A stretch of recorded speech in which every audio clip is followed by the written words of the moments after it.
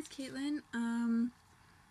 I just got a package from my mom, and she doesn't send candy anymore because I'm trying to cut back on that. But she did send me this, and it is a manga adaptation of Beautiful Creatures. I did not read the actual original book, so I'm not sure if this story is going to be accurate or better or worse than the original. But yeah, I just wanted to sort of do like a impressions sort of thing, even if it's just on the story or the artwork. From just going through it like this, it looks pretty intense. And I think there was a movie of Beautiful Creatures, but I'm not sure because I might have gotten confused about it. Hold on, let me look it up.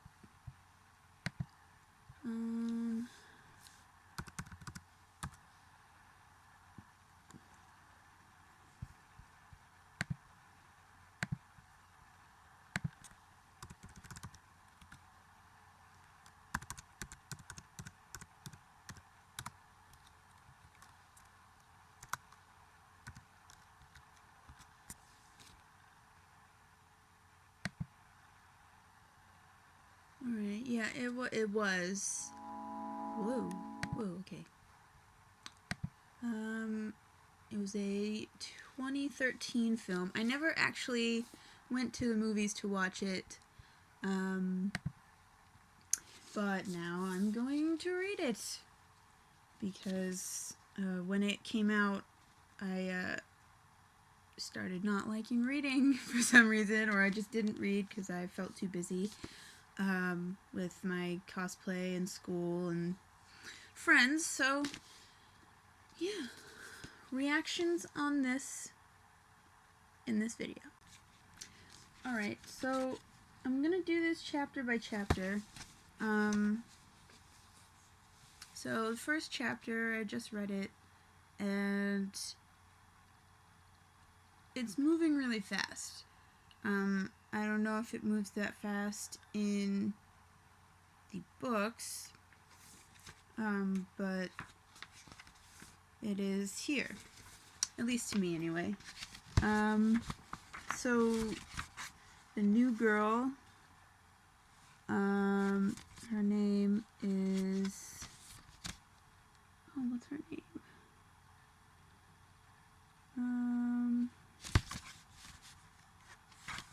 I think it's, wow, I can't even remember her name.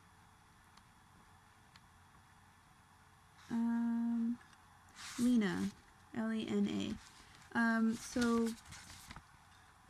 Lena is apparently the niece of this really creepy guy who just is a hermit, basically.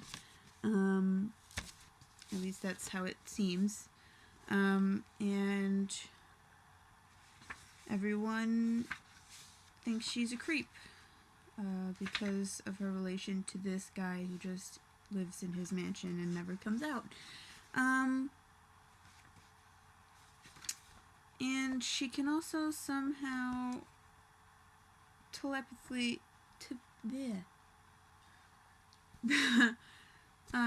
she either uses telepathy to communicate with this Ethan guy, or somehow he's reading her mind, or she's projecting her thoughts.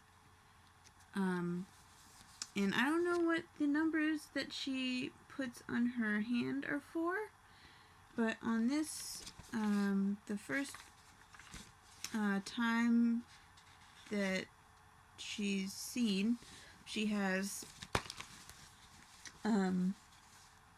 156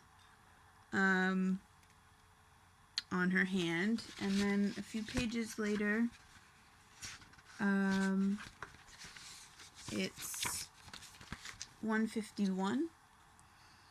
I don't know if it's some sort of countdown that she has on her, that she just like draws on her hand every morning.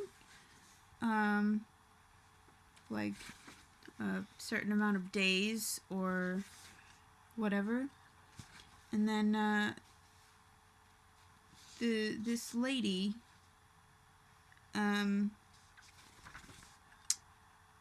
what's her name? She really, really does not like Lena. I think it's Emily. Yeah, I think it's Emily who's really doesn't like this Lena girl, who is apparently Ethan's ex. But we all know how high school goes. They're probably on again, off again. But she seems like a total cheerleader. Stereotypical cheerleader who doesn't like new girls, or doesn't like people who don't seem cool or who are not blonde and popular. So apparently, Lena gets aggravated by things Emily is saying in their English class, and she breaks a window. Yeah, that's a little weird.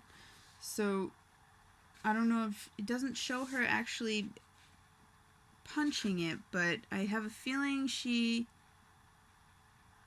it's almost like poltergeist activity. Like she's causing this to happen without actually physically doing it. So yeah. And then she runs away to the mansion, her uncle's mansion, and Ethan follows her. And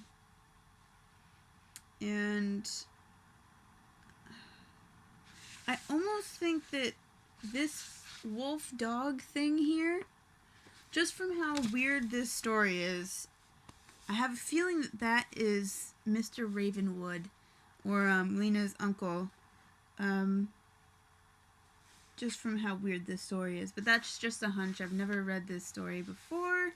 So Ethan is scared away by this dog who is on the porch here, and basically runs into a garden that is still on the property, and finds Lena crying on the ground. Then they discover that they basically have the same dream all the time. And then I don't know if she's trying to trace the clouds doing that, or if she's actually making the clouds do that. From what I've read, I can only assume that she is doing it, because this has sort of a magical feel to it, this story. And I don't really get the significance of the little moon under her left eye. But I'm sure that'll come to light. And then there's this whole, he touches this locket thing, and then they both basically have a flashback, and it's basically it's them, only in a, well, it's definitely Ethan, or a predecessor of Ethan, like a great-grandfather or something. He looks exactly like Ethan. And then there's this girl whose name is Genevieve.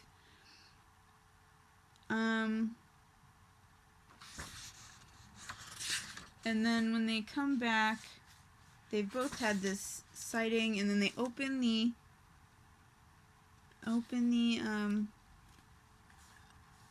locket here, and you know, I'm brought back to Fullmetal Alchemist and his Edward's locket that he keeps with him as a reminder of you know, the day that they left their house.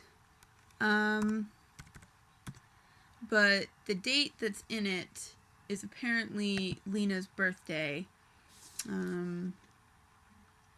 February 11th. I don't know what significance that is going to have. But I assume that it will have some sort of significance.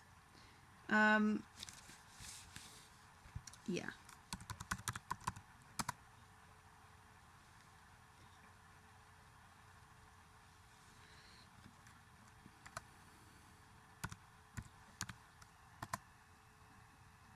So, sorry, I'm looking up the Fullmetal Alchemist locket.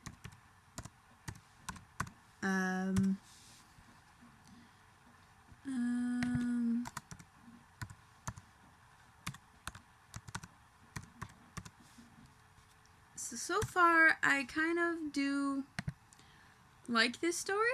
It's kind of confusing right now, but I'm sure it will get clarified. At least I hope it does. So I think I'm going to do a video for each chapter. That way this video won't be super long. It's already over 10 minutes right now. So yeah, tune in next time when I read the second chapter. It'll most likely be today, because there is, I'm just really interested in this right now because, you know, it's kind of cool artwork, and, you know, the story is interesting. I want to know more. So if you want, you can comment on this video. If you've read the actual book, I'm sure it explains more, especially in the first chapter of the actual book, about everything. But if you have comments about the differences between this manga and the actual novel, then you can do that below. So yeah, alright, tune in to the next video.